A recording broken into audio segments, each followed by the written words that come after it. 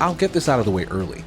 I've never played a MechWarrior game, and MechWarrior 5 Clans doesn't exactly waste much time filling in the vast history of the franchise for a noob like myself over the campaign's 25 hours.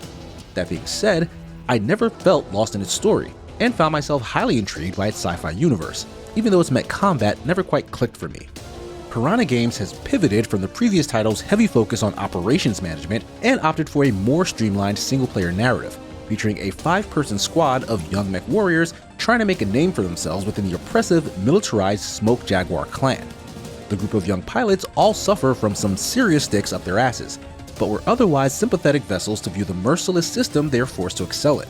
I don't mind the overly dramatic voice performances that coat the entire story in a healthy amount of cheese, but some of the on-field dialogue can feel annoying and forced, especially when the kids try to trash talk each other. Speaking of the field, each mission drops your squad on various planets to carry out objectives like investigating enemy bases, destroying high-priority targets, or outright battling with an opposing faction. The narrative setups for each new mission always kept me motivated to get the job done, but the repetitive gameplay prevented me from having much fun on the way. As the squad leader, you can issue commands to your team in the heat of battle, but I found few commands as useful as asking everyone to focus fire on my target. I felt as though there was a distinct lack of opportunities to employ any battlefield strategy, and found myself really missing a slowed time or paused tactics screen to order my team to use specific formations or target particular parts of the enemy. Most fights just wind up as open firing ranges. The mechs themselves can be a bit cumbersome. The few with jump jets, for example, can often have you bouncing off of cliff sides and buildings you intended to launch up to. I understand a large part of the appeal is to wrestle with and win out over the hulking machine. I tried out the classic control scheme that separates the torso direction from the leg controls, and I wanted to pull my hair out. The modernized controls make the game playable for me, but I think a lot of the novelty is lost as a result. Customization is quite deep. There are slots on the arms, head, and both sides of the torso for different weapons, armor plating, or defensive equipment that you can purchase parts for, and pre-made loadouts you can unlock with experience points. But you can totally slap machine guns and missile launchers onto your mech that make it too heavy to deploy. In trying to cut weight, I accidentally built a configuration that had all the guns I wanted, but left no space for ammo, and had a rude awakening out in the field. I found a lot of annoyances with the core gameplay loop. You're encouraged to upgrade to new, bigger mechs, which means you'll constantly be leaving behind any customization you spent time on.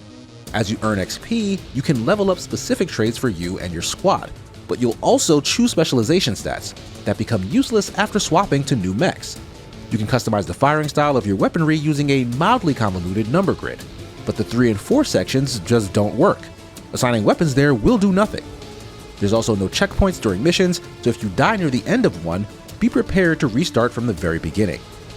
I do enjoy the presentation of the big mech fights. As lasers and rockets cover the battlefield and whole cities crumble in the wake of the war zone, the action can leave you awestruck.